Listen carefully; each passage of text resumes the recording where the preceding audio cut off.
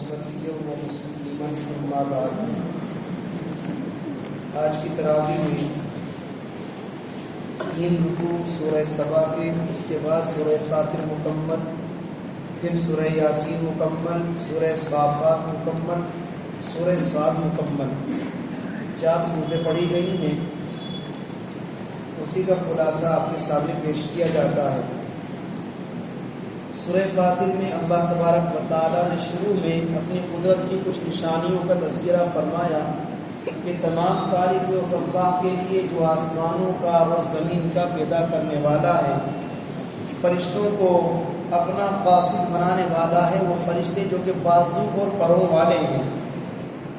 یزید فی الخلق ما یشاء، اللہ اپنی مخلوق میں جو چاہے اضافہ فرما دے.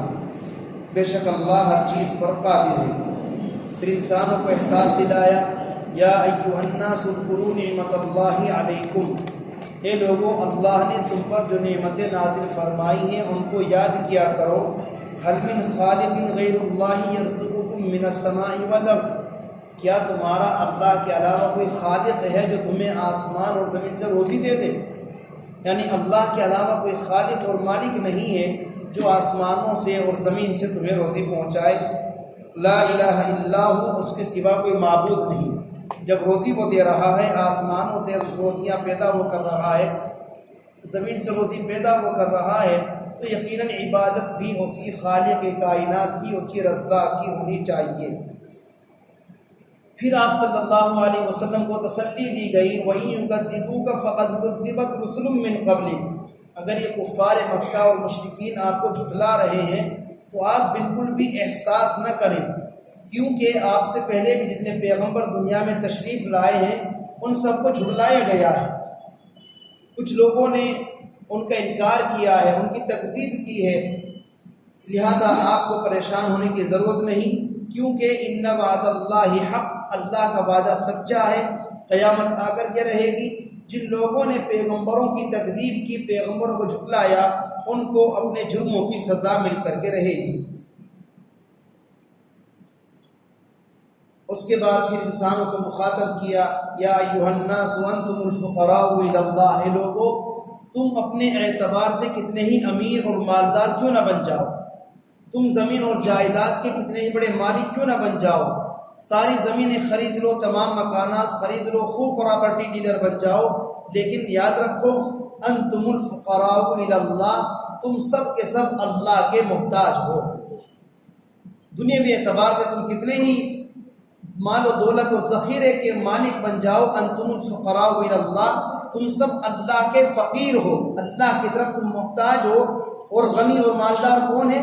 واللہ هو الغنی الحمید، اللہ ہی ہے جو بے نیاز ہے، مالدار ہے اور قابل تعریف ہے.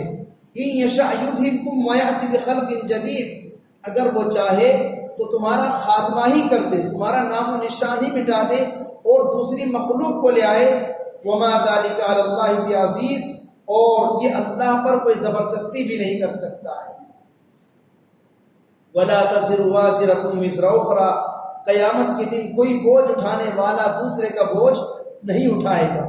ہر شخص اپنے اعمال کا بوجھ اٹھائے گا، کوئی کسی کے کام نہیں آئے گا کہ میری برائیاں کوئی دوسرا قبول کر لے، اپنی اچھائیاں مجھے دے دے. نہیں، ولا تزر وازرۃ وزر اخرى، کوئی بوجھ اٹھانے والا کسی کا بوجھ نہیں اٹھائے گا. پھر فرمایا انما تنذر الذین یخشون ربهم بالغیب واقاموا الصلاۃ، بے شک آپ ڈرائیے ان لوگوں کو جو اپنے رب سے تنہائی میں بھی ڈرتے ہیں. یہ نہیں صرف لوگوں کو دکھانے کے لیے، جب وہ تنہائی میں ہوتے ہیں وہاں پر بھی گناہ کرنے سے ڈرتے ہیں. ان کا عقیدہ، ان کا ایمان یہ ہوتا ہے کہ تنہائی میں بھی ہمیں کوئی دیکھے نہ دیکھے، اللہ ہمیں یہاں بھی دیکھ رہا ہے. وہ نماز قائم کرتے ہیں. اور پھر فرمایا وما یستوی الاعمی والبصیر ولا الظلمات ولا النور ولا الظل ولا الحرور، نابینا اور بینا برابر نہیں ہو سکتے، روشنی اور تاریکی برابر نہیں، سایہ اور گرمی برابر نہیں، زندے اور مردے برابر نہیں. بے شک اللہ جس کو چاہتا ہے سناتا ہے، اور آپ نہیں سنا سکتے ان لوگوں کو جو قبروں میں ہیں. پھر اللہ نے اور اپنی قدرت کی نشانیوں کو بیان کیا کہ آپ نے دیکھا نہیں ان اللہ انزل من السماء ماء، اللہ نے آسمان سے بارش برسائی، فَأَخْرَجْنَا بِهِ ثَمَرَاتٍ مُخْتَلِفًا أَلْوَانُهَا، پھر اس بارش کے ذریعے زمین سے مختلف قسم کے مختلف رنگوں کے پھلوں کو اللہ نے پیدا کیا، مختلف قسم کے انسان بنائے، جانور بنائے، چوپائے بنائے، سب کے رنگ مختلف ہیں۔ یہ سب کا سب اللہ کی کاریگری پر اور اللہ کی قدرت پر دلالت کر رہا ہے۔ اس کے بعد سورہ یاسین کا آغاز ہوتا ہے، جس میں اللہ نے قسم کھا کر آپ صلی اللہ علیہ وسلم کے رسول ہونے کو بتلایا۔ یاسین یہ تو نام ہے آپ صلی اللہ علیہ وسلم کا، طٰہٰ، یاسین، اور ان کے اصل معنی کیا ہے وہ اللہ ہی جانتا ہے۔ والقرآن الحکیم، قسم ہے قرآن مجید کی۔ اس کے بعد فرمایا انک لمن المرسلین، پیارے پیغمبر، ہم اس قرآن مجید کی قسم کھا کر کہتے ہیں آپ پیغمبر ہیں، آپ رسول ہیں، علی صراط مستقیم، آپ سیدھے راستے پر فائز ہیں۔ اس کے بعد حضرت موسیٰ علیہ السلام کا تذکرہ فرمایا، پھر اللہ نے کچھ قیامت کے مناظر کو کھینچا ہے، اور اسی دوران یہ فرمایا الیوم نختم علی افواہہم وتکلمنا ایدیہم وتشہد ارجلہم بما کانوا یکسبون۔ آج کا مطلب قیامت کے دن ہم تمہاری زبانوں پر، تمہارے منہ پر مہر لگا دیں گے، تمہاری زبانیں کچھ بھی نہیں بول پائیں گی، اور وتکلمنا ایدیہم، ہم تمہارے ہاتھوں سے باتیں کریں گے، وتشہد ارجلہم، تمہارے پیر تمہارے خلاف گواہیاں دیں گے۔ ہاتھ کہے گا مجھ سے فلاں گناہ کیا گیا، فلاں گناہ کیا گیا، پیر گواہی دیں گے ہم کو ہمارے ذریعے سے فلاں گناہ کی طرف چلا گیا، ہمارے ذریعے سے فلاں گناہ کرایا گیا۔ تو کل قیامت کے دن ہماری زبانوں پر مہر لگا کر ہمارے جسم کے دیگر اعضاء سے ہمارے خلاف گواہی مانگی جائے گی۔ اس کے بعد سورہ صافات کا آغاز ہوتا ہے، جس میں اللہ تبارک و تعالیٰ نے بیان فرمایا قیامت کے تعلق سے۔ کفار کہتے ہیں اَإِذَا مِتْنَا وَكُنَّا تُرَابًا وَعِظَامًا أَإِنَّا لَمَبْعُوثُونَ، کیا جب ہم مر جائیں گے، مٹی ہو جائیں گے اور ریزہ ریزہ ہو جائیں گے، کیا پھر بھی ہمیں دوبارہ زندہ کیا جائے گا؟ یہ تو کہتے ہیں کہ یہ تو ہم اپنے باپ دادوں سے سنتے ہوئے آ رہے ہیں، نعوذ باللہ، ان کا کہنا یہ تھا کہ ایسا کچھ بھی نہیں ہے، مر گئے، مٹی میں مل گئے، جلا کر کے راکھ بنا کر کے دریاؤں میں بہا دیا، ہواؤں میں اڑا دیا، اب دوبارہ پیدا نہیں ہونا ہے۔ لیکن ایمان والے کا عقیدہ ہے کہ مرنے کے بعد دوبارہ زندہ ہونا یہ برحق ہے، اور دوبارہ پیدا ہونا یہ ہمارا ایمان بالغیب ہے، جس کا ہم اقرار بھی کرتے ہیں میت کو دفناتے وقت، منہا خلقناکم وفیہا نعیدکم، اخیر میں کہتے ہیں ومنہا نخرجکم تارۃ اخری، اسی مٹی سے ہم تجھ کو دوبارہ بھی نکالیں گے۔ تو مرنے کے بعد دوبارہ زندہ ہونا یہ برحق ہے۔ اس کے بعد اللہ نے کچھ انبیاء کرام علیہ السلام کا تذکرہ فرمایا۔ سب سے پہلے حضرت ابراہیم علیہ السلام کا تذکرہ ہے کہ ان کو کوئی اولاد نہیں تھی، وہ دعائیں کرتے رہے، رب ہب لی من الصالحین، اے اللہ مجھے کوئی نیک بیٹا عطا فرما۔ تب اللہ نے ان کی دعا کو قبول فرمایا، فبشرناہ بغلام حلیم، ہم نے ان کو ایک بردبار بیٹے کی بشارت اور خوشخبری سنائی۔ اور وہ بردبار بیٹے کون ہیں؟ حضرت اسماعیل علیہ السلام۔ جب وہ جوان ہوئے، ابراہیم علیہ السلام نے خواب دیکھا، یا بنی انی اری فی المنام، اے میرے پیارے بیٹے میں خواب دیکھ رہا ہوں، انی اذبحک فانظر ماذا تری، کہ میں تجھ کو خواب میں ذبح کر رہا ہوں، تمہاری کیا رائے ہے؟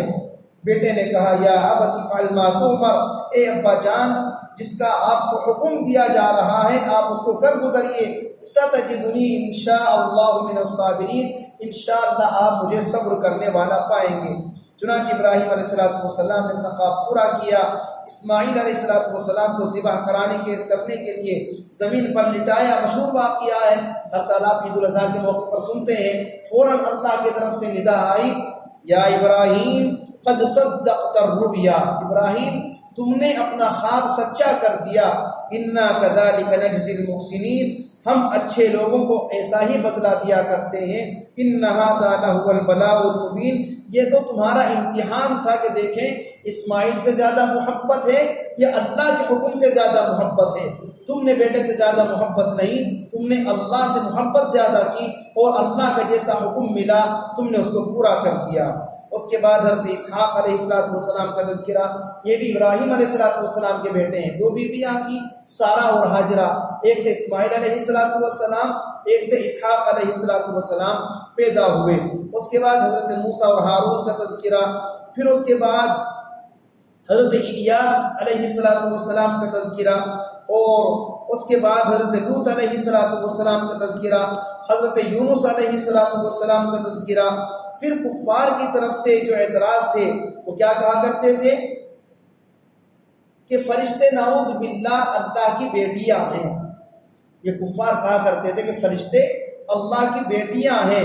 اس کا رد کیا گیا کہ یہ سب لوگ جھوٹے ہیں، اصطفى البنات علی البنین ما لکم کیف تحکمون، تم کو کیا ہو گیا، کیسی الٹی سیدھی باتیں کرتے ہو اللہ کے بارے میں، افلا تذکرون، کیا تمہیں ذرہ برابر عقل نہیں ہے، لم یلد ولم یولد، اللہ نہ کسی کی اولاد ہے نہ کوئی اللہ کی اولاد ہے۔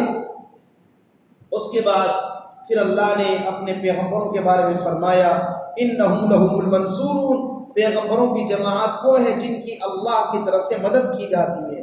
وَإِنَّ جُنْدَنَا لَهُمُ الْغَالِبُونَ، اور یہ پیغمبر ہمارا لشکر ہے، اللہ خود کہہ رہا ہے کہ پیغمبر ہمارے لشکر ہیں اور ہمارے لشکر ہمیشہ غالب رہا کرتے ہیں، وہ کبھی مغلوب نہیں ہوتے۔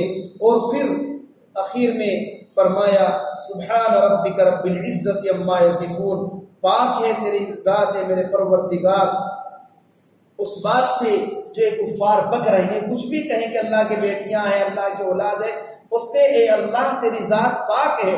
وسلام علی المرسلین، اور سلام ہو تمام پیغمبروں پر، والحمد للہ رب العالمین، اور تمام تعریف اس اللہ کے لیے سارے جہاں کا رب ہے۔ اس کے بعد سورہ صاد کا آغاز ہوتا ہے جو اخیر کی 4 رکعات میں پڑھی گئی ہے۔ صاد، یہ سورہ صاد اس موقع پر نازل ہوئی کہ جب حضرت آپ صلی اللہ علیہ وسلم کے چچا ابو طالب مرض الوفات میں مبتلا ہیں اور آپ کا آخری وقت آیا تو سارے کفاروں کے بڑے بڑے سردار، تقریباً 25 سردار ابو طالب کی خدمت میں آئے اور آ کر کے عرض کیا کہ دیکھو اپنے چچے اپنے بھتیجے کو سمجھا لو، ہمارے بتوں کو برا بھلا کہنا چھوڑ دیں، آپ کا انتقال ہو گیا، ہم اس کے بعد آپ کے بھتیجے سے کچھ کہیں گے، لوگ یہ کہیں گے کہ دیکھو جب تک ابو طالب زندہ تھے، چچا زندہ تھے، کسی کی ہمت نہیں ہوئی محمد کو چھیڑنے کی، اور جیسے چچا کا انتقال ہوا ان لوگوں نے محمد کو ستانا اور پریشان کرنا شروع کر دیا۔ ہم آپ کے بھتیجے کو پریشان کرنا نہیں چاہتے، لہذا ان کو بلائیے اور سمجھائیے۔ آپ علیہ السلام کو بلایا گیا اور ابو طالب نے کہا بھتیجے ان کی بات مان لو۔ آپ صلی اللہ علیہ وسلم نے فرمایا چچا میں ان کو کسی غلط کام کی طرف دعوت نہیں دے رہا ہوں، میں ان کی بات کیا مانوں، اگر یہ خود میری بات مان لے پورا عرب اور پورا عجم ان کی ماتحتی میں آ جائے اور یہ پوری دنیا کے بادشاہ بن جائیں گے، یہ میری بات تو مان کر کے دیکھیں، اللہ کو پروردگار مان لے، بتوں کی پوجا کرنا چھوڑ دے۔ لیکن آپ علیہ السلام اپنے مشن سے باز نہیں آئے، اور پھر یقیناً کفار نے جو آپ پر ظلم و ستم کے پہاڑ توڑے ہیں وہ تاریخ کی کتابوں میں موجود ہیں، وہی یہاں پر تذکرہ ہے۔ اس کے بعد اللہ نے حضرت داؤد اور سلیمان علیہ السلام کا تذکرہ فرمایا، پھر اسی کے ساتھ ساتھ حضرت ایوب علیہ السلام کا تذکرہ کیا، وَاذْكُرْ عَبْدَنَا أَيُّوبَ إِذْ نَادَى رَبَّهُ أَنِّي مَسَّنِيَ الشَّيْطَانُ بِنُصْبٍ وَعَذَابٍ ارْكُضْ بِرِجْلِكَ هَٰذَا مُغْتَسَلٌ بَارِدٌ وَشَرَابٌ۔ یہ ہے تذکرہ حضرت ایوب علیہ السلام کا۔ اسی کے ساتھ ساتھ حضرت اسماعیل، حضرت یسع، حضرت ذوالکفل، ان پیغمبروں کا بھی تذکرہ ہے۔ اور پھر اس صورت کے آخر میں مشہور واقعہ وہی ہے جو قرآن مجید میں جگہ جگہ آیا، حضرت آدم علیہ السلام اور شیطان کا، کہ جب تیرے رب نے کہا فرشتوں سے انی خالق بشرا من طین، میں مٹی سے ایک انسان پیدا کرنے والا ہوں، اور پھر حکم دیا فرشتوں کو کہ تم ان کو سجدہ کرو، فسجد الملائکۃ کلھم اجمعون، تمام فرشتوں نے سجدہ کیا الا ابلیس، سوائے ابلیس کے، استکبر وکان من الکافرین، اس نے تکبر کیا اور وہ کافروں میں سے ہو گیا، نافرمانوں میں سے، انکار کرنے والوں میں سے ہو گیا۔ اللہ نے پوچھا اے ابلیس ما منعک ان تسجد لما خلقت بیدی، جس چیز کو میں نے اپنے ہاتھ سے پیدا کیا تمہیں اس چیز کو سجدہ کرنے سے کس چیز نے روکا؟ شیطان نے جواب دیا انا خیر من، میں آدم سے بہتر ہوں، خلقتنی من نار، مجھے تو نے آگ سے پیدا کیا، وخلقتہ من طین، آدم کو مٹی سے پیدا کیا۔ اللہ کی طرف سے حکم ملا فخرج منہا، یہاں سے نکل جا، فإنک رجیم، کیونکہ تو مردود ہے، وإن علیک لعنتی الی یوم الدین، بے شک تجھ پر قیامت تک میری پھٹکار ہے، میری لعنت ہے۔ شیطان نے کہا رب فانظرنی الی یوم یبعثون، اے میرے پروردگار، دیکھیے نافرمانی کر رہا ہے، تکبر کر رہا ہے، سجدے سے انکار کر رہا ہے، پھر بھی اللہ کو پروردگار کہہ رہا ہے۔ کیوں؟ اس کو معلوم تھا میں کتنی نافرمانی کر لوں اللہ پھر بھی مہربان ہے، اللہ پھر بھی مہربان ہے، میری بات ضرور مانی جائے گی۔ اے اللہ تو مجھے مہلت دے دے ایک زمانے تک۔ اللہ نے کہا ٹھیک ہے، فَإِنَّكَ مِنَ الْمُنظَرِينَ إِلَى يَوْمِ الْوَقْتِ الْمَعْلُومِ، ایک متعینہ مدت تک تجھے مہلت دی جاتی ہے، جو چاہے کرنا۔ فَبِعِزَّتِكَ لَأُغْوِيَنَّهُمْ أَجْمَعِينَ، شیطان پھر کہہ رہا ہے تیری عزت کی قسم میں تیرے سارے بندوں کو گمراہ کروں گا۔ اللہ نے فرمایا إِلَّا عِبَادَكَ مِنْهُمُ الْمُخْلَصِينَ، جو میرے بندے ہوں، حقیقت میں میرے بندے ہوں گے، وہ کبھی بھی تیرے بہکائے میں، تیرے وسوسوں میں نہیں آئیں گے۔ تو اس مضمون پر آ کر کے یہ صورت مکمل ہوتی ہے۔ علماء نے لکھا ہے کہ شیطان عالم بھی تھا، اس میں 4 عین تھے، وہ عالم بھی تھا، عابد بھی تھا، عاشق بھی تھا، اور اس کے علاوہ عارف بھی تھا، یعنی جاننے والا بھی تھا، عبادت کرنے والا بھی تھا، تمام چیزیں اس میں موجود تھیں، لیکن وہ عاشق نہیں تھا۔ یعنی اس میں 4 عین تھے، عالم کا، عابد کا اور عارف کا، لیکن عاشق کا عین نہیں تھا۔ اس لیے کہتے ہیں علماء کہ انسان کو، اللہ کے بندے کو اللہ کا عاشق بننا چاہیے۔ شیطان عاشق نہیں تھا، بہت بڑا عالم بھی تھا، بہت بڑا عبادت کرنے والا بھی تھا، عارف بہت زیادہ علوم معرفت کو حاصل کرنے والا بھی تھا، لیکن عشق اس کے مزاج میں نہیں تھا، جس کی بنا پر اس نے سجدہ کرنے سے انکار کر دیا۔ عاشق ہوتا تو معشوق جس چیز کا حکم کر دیتا ہے، عاشق تو اس حکم پر سر تسلیم خم کر دیتا ہے۔ شیطان اگر عاشق اور محبت کرنے والا ہوتا، اللہ کا حکم ملتا سجدہ کرنے کا، فوراً سجدہ کر دیتا، لیکن چونکہ اس کے مزاج میں عشق نہیں تھا، اس لیے ہم عالم بن جائیں، عابد بن جائیں، اور ہمارے مزاج میں اللہ کا عشق داخل نہ ہو تو پھر یقیناً اللہ نہ کرے گمراہ ہونے کا خطرہ رہتا ہے۔ اس لیے ہم تمام چیزوں کے باوجود اللہ کی بتلائے ہوئے اصولوں کے، احکام کے عاشق بن جائیں گے تو انشاءاللہ پھر شیطان کے مکر و فریب سے ہماری حفاظت رہے گی۔ اللہ تبارک و تعالی قرآن مجید سے سچی محبت عطا فرمائے، آمین۔ وما علینا الا البلاغ المبین۔